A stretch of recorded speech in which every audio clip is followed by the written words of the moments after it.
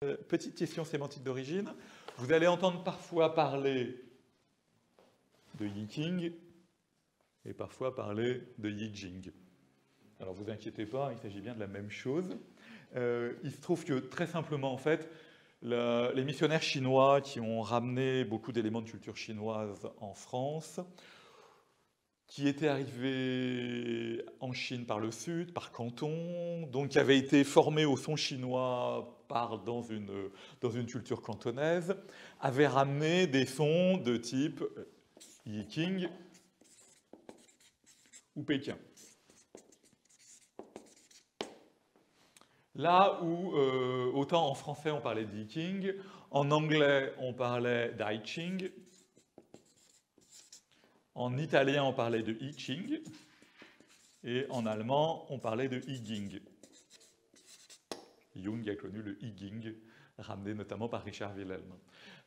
Et puis à un moment donné, vous savez que les Chinois ont inventé le pinyin, c'est-à-dire la transcription, une méthode de transcription officielle des sons chinois en langue occidentale, sur lequel on essaye aujourd'hui, pour se rapprocher des sons chinois, et on va dire par correction vis-à-vis de la culture chinoise, de tous se caler.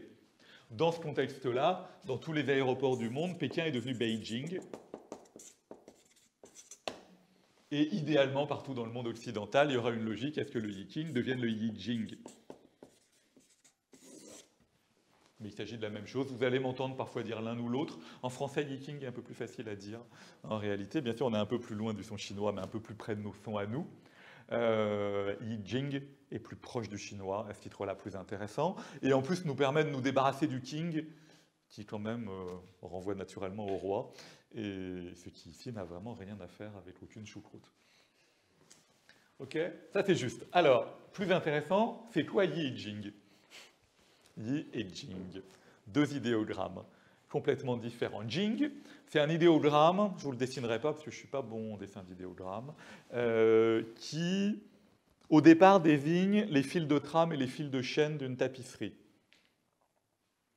Par extension, à désigner toute forme de structure importante, de structuration, et par extension à désigner les grands livres, les livres vraiment importants, les livres vraiment structurants. C'est pour ça que le Jing, pardon, va être traduit par livre, par grand livre, par canon, par classique.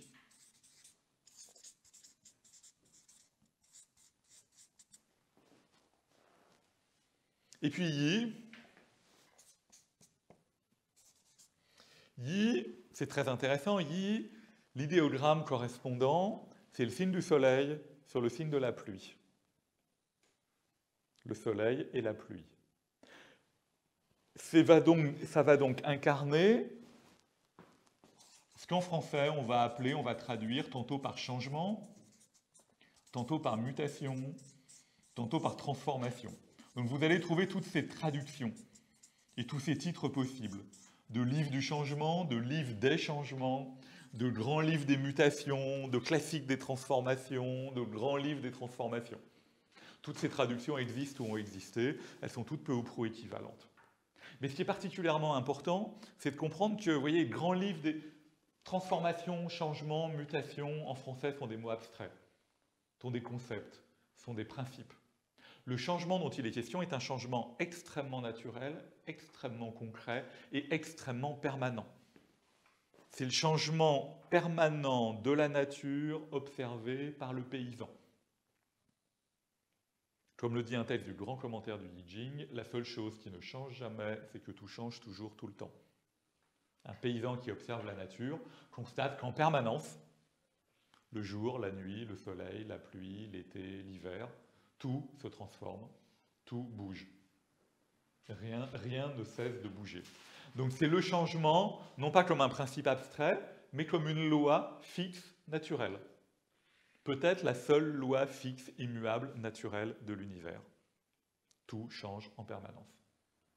Et donc, on est non pas dans un principe de réflexion abstraite, ce n'est pas un livre de philosophie, ce n'est pas un livre de spéculation, ce n'est pas un livre au sens où on l'entend ordinairement.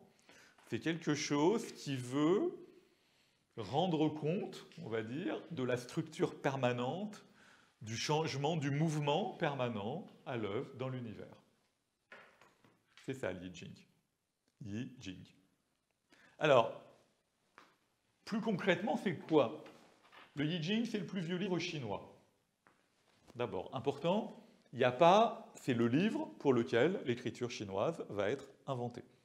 Il n'y a pas d'écriture chinoise structurée avant le Yi Jing. Le Yi Jing naît de pratiques que je vais vous raconter qui ont à peu près plus de 3000 ans. Et le texte du Yi Jing, bien sûr le Yi Jing n'a pas d'auteur, pas plus que la Bible, probablement pas plus que le Tao Te Ching, puisqu'on est à peu près certain aujourd'hui que Lao Tse n'existe pas. D'ailleurs en Chine, il a 2 tombeaux différents à 2 endroits totalement différents, ce qui dérange personne. Autant il semblerait que Confucius ait bien existé, autant Lao Tse n'a probablement pas existé, il est juste l'incarnation symbolique d'un courant de pensée, d'une école. Le Yi Jing n'a pas d'auteur. Il a été conçu par des générations de chamans et poli par des générations de lettrés.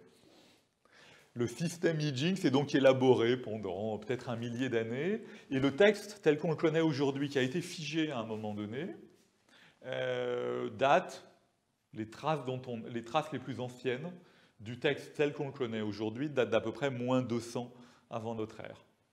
Donc on a un texte qui s'est élaboré entre il y a 2000 et 3000 ans, et ce qui en fait d'ailleurs un texte à peu près contemporain de la Bible, qui, en partant d'un peu moins ancien, s'est élaboré sur des bases finalement assez proches, et s'est figé, tout l'Ancien Testament s'est figé un peu de la même manière.